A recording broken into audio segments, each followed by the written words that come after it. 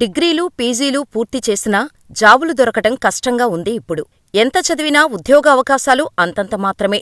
ఏ ఇంటర్వ్యూకు వెళ్ళినా ఏం చదువుకున్నావ్ అని అడుగుతున్నారు. మరీ ముఖ్యంగా ఇంగ్లీష్లో ఫ్లూయెన్సీ ఉండాలని అడుగుతారు. అయితే విద్యార్హతలతో సంబంధం లేకుండా కేవలం తెలుగు రాయటం, చదవటం వస్తే చాలు ఈ ఉద్యోగాలకు అప్లై చేసుకోవచ్చు అని తెలంగాణ గవర్నమెంట్ చెబుతోంది. ఇంతకూ ఆ ఉద్యోగాలేంటో తెలుసా? Watch the story. Telangana government good news చెప్పింది. పెద్ద పెద్ద చదువులు చదవకుండా కేవలం పాఠశాల విద్యకు పరిమితమైన వారికోసం శుభవార్త చెప్పింది. అసలు విద్యార్హతలతో సంబంధమే లేకుండా కేవలం తెలుగు చదవటం, రాయడం వస్తే చాలు ఉద్యోగాలు ఇచ్చేందుకు సిద్ధమైంది ఈ ప్రభుత్వ సంస్థ. పాఠశాల విద్యకే పరిమితమై ఇప్పుడు ఉద్యోగాలు లేకుండా ఇబ్బంది పడుతున్న వారికి ఇది మంచి అవకాశం. ఇలా టీజీఎస్ ఆర్టీసీ ఏకంగా 1500 ఉద్యోగాల భర్తీకి సిద్ధమైంది. అంతేకాకుండా ఈ మేరకు సర్క్యులర్ కూడా జారీ చేశారు.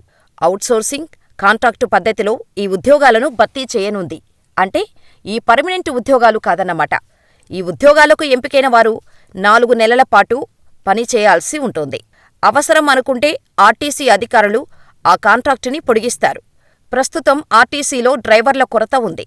చాలా కాలంగా ఉద్యోగ నియామకాలు చేపట్టకపోవడం, ఉన్నవారిలో చాలామంది రిటైర్ అవుతుండటంతో ఈ సమస్య ఏర్పడింది. ప్రతి నెలా సగటున 50 మంది డ్రైవర్లు రిటైర్ అవుతున్నారట. దీంతో మొదటిసారి ఆర్టీసీ ఔట్సోర్సింగ్ పద్ధతిలో డ్రైవర్లను నియమించుకుంటోంది. ఇక తెలంగాణ ఆర్టీసీ డ్రైవర్ ఉద్యోగాలకు దరఖాస్తు చేయాలనుకునేవారు 60 ఏళ్లలోపు వయసు ఉండాలి. అలాగే సంపూర్ణమైన ఆరోగ్యవంతులుగా ఉండాలి. అంటే ఎటువంటి అనారోగ్య సమస్యలు ఉండకూడదు. ఎత్తు 160 సెంటీమీటర్లు తగ్గకుండా ఉండాలి. భారీ వాహనాలు నడిపిన అనుభవంతో పాటు హెవీ వెహికల్స్ లైసెన్స్ కలిగి ఉండాలి. విద్యార్హతలు అవసరం లేదు. కానీ తెలుగులో మాట్లాడటమే కాదు, కనీసం రాయటం, చదవటం వచ్చి ఉండాలి.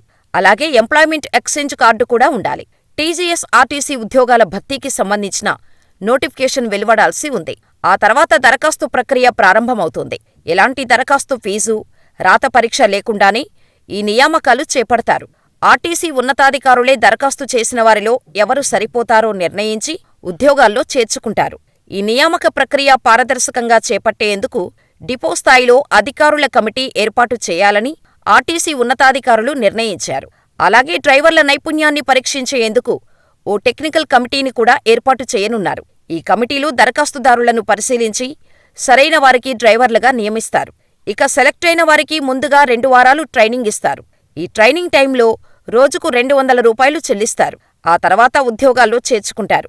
ఇలా పూర్తిస్థాయిలో బస్ డ్రైవర్గా ఎంపికైతే నెలకు 22,415 రూపాయల శాలరీ వస్తోంది. మరి ఇంకెందుకు ఆలస్యం? డ్రైవర్గా మీకు ఎక్స్పీరియన్స్ ఉంటే ఆర్టీసీ బస్సును నడిపే అవకాశం మీకు కూడా వస్తుంది. మరి అప్లై చేసుకోవటం మర్చిపోకండి.